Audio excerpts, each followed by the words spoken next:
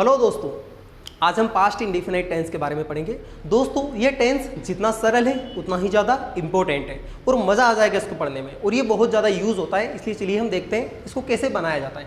Past indefinite tense दोस्तों, ये tense past actions को बताने के लिए यूज़ किया जाता है। जैसे अभी हम कुछ काम कर रहे हैं, इसके पहले मैंने जितनी भी एक्शन की है अगर मुझे उनको बताना है तो मैं कैसे बता सकता हूँ? पास्ट इंडेफिनाइट टेंस के द्वारा बता सकता हूँ, ठीक है। या पास्ट की जितनी भी मुझे कोई स्टोरी बताना है, या पास्ट इंसिडेंट मैं रास्ते में आया, मैंने क्या क्या देखा, क्या क्या चीज़ हुई, या पास्ट का मेरा डेली रूटीन बताना है, सारी चीज़ों को बताने के लिए मुझे पास्ट इंडेफिनाइट टेंस का यूज़ करना पड़ता है। अगर मैं ये चीज़ें बताता हूँ तो दोस्तों, आया, गया, आई, आए, या ता था, ती थी, ऐसी चीज़ें सेंटेंस के एंड में आती है, ठीक है दोस्तों। तो आप एक चीज़ याद रखिएगा कि कोई सेंटेंस, इसके सेंटेंस के एंड में अगर इस प्रकार से साउंड आता है आ या ई या ए, तो आप ऐसे भी समझ सकते हैं, इसको याद रख सकते हैं कि ये कौन सा टेंस है, पास्ट इंडेफिनाइट टेंस है। दोस्तों सारे, अब ये सरल इसलिए, इसमें हम जब नेगेटिव बनाएंगे तो सारे सब्जेक्ट के साथ आपको क्या लगाना पड़ेगा? डिड नॉट लगाना है। इसमें पिछले टेंस जैसी माथापच्ची जो हम सोचते हैं ना कि परेशानी वाला जो सिस्टम, कि कहाँ डू लगाऊं, कहाँ डज लगाऊं, कहाँ एस लगाऊं, ईएस लगाऊं, कुछ भी नहीं है। इतना याद रखें कि नेगेटिव में डिड नॉट लगाना है। दूसरी बात, इसका स्ट्रक्चर हम देखेंगे कि यहाँ पर सब्जेक्ट प्लस मेन वर्ब का सेकेंड फॉर्म प्लस ऑब्जेक्ट। दोस्तों पिछला नंबर का जो टेंस था वो पहले नंबर पे था, ठीक है, तो वहां पर मेन वर्ब का फर्स्ट फॉर्म यूज होता है। इसका नंबर दूसरा, तो वर्ब का सेकंड फॉर्म यूज होता है यहाँ पे। दूसरी बात, आप एक बात याद रखें कि इसके अलावा हम कहीं भी वर्ब का सेकंड फॉर्म यूज नहीं करते हैं। तो ये बहुत सरल हो जाएगा। इस प्रकार से हमें याद रखना कि आपको कोई भी पास्ट की बात बताना, वर्ब का सेकंड फॉर्म बोलो, आपका काम कंप्लीट हो जाएगा। और कुछ फॉर्म लिख रखे हैं यहाँ पे मैंने, जैसे वर्ब के सेकंड फॉर्म से अगर आप परिचित नहीं है तो यहाँ देखें, कम का second form came, come, write, wrote, written, take, took, taken, ऐसे बहुत सारे होते हैं, ठीक है। तो आगे हम देखते हैं कि हमारे सामने एक यहाँ पे जो स्ट्रक्चर लिखा उससे हम एक सेंटेंस फॉर्मेट करते हैं तो हमको समझ में आ जाएगा। जैसे हमने देखा, मैंने एक पत्र लिखा, एक पत्र लिखा, तो मैं इसको कैसे बनाऊंगा? मैंने के लिए सब्जेक्ट क्या आएगा यहाँ पे? आई। मेन वर्ब का सेकंड फॉर्म, राइट का सेकंड फॉर्म क्या होता है? रॉट, तो हम यहाँ लिखेंगे रॉट,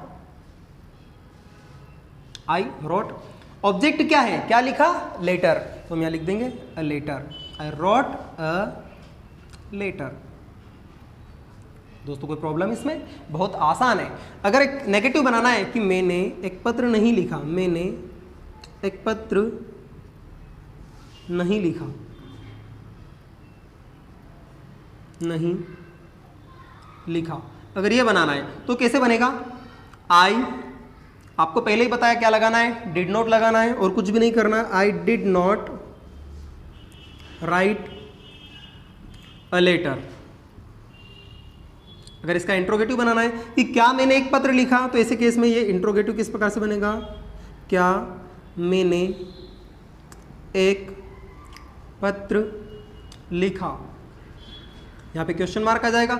इंट्रोगेटिव में मैंने हमेशा आपको एक बात समझाई थी, बताया भी मैंने कि आपको कुछ नहीं करना, जो हेल्पिंग वर्ब यहाँ पर दिया गया है इसको सबसे आगे लिखना है तो काम हो जाएगा। Did I write a letter,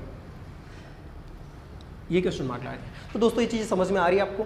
इसके कुछ और भी पोर्शन होते हैं, इंट्रोगेटिव, नेगेटिव, डबल इंट्रोगेटिव, इनके लिए हम अलग से वीडियोस बनाएंगे तो वहाँ पे आपको समझ में आ जाएगा। दोस्तों कुछ सेंटेंस मैंने यहाँ पे लिख रखे हैं जो कि आपके लिए रहेंगे, आपको इनकी प्रैक्टिस करना रहेगी, इनको बनाना रहेगा। और अगर आपको अच्छा लगता है कोई सेंटेंस, आपको लगता है कि आप बना पा रहे, फॉर्मेट कर पा रहे, तो आप हमको कॉमेंट बॉक्स में आप जरूर बताइएगा। दोस्तों कुछ और सेंटेंस हम लेते हैं जिनकी हम प्रैक्टिस करते हैं। जैसे मैंने बताया कि मैंने एक फिल्म देखी, तो मैं इसको कैसे बनाऊंगा? I watched a movie. Negative कैसे बनेगा?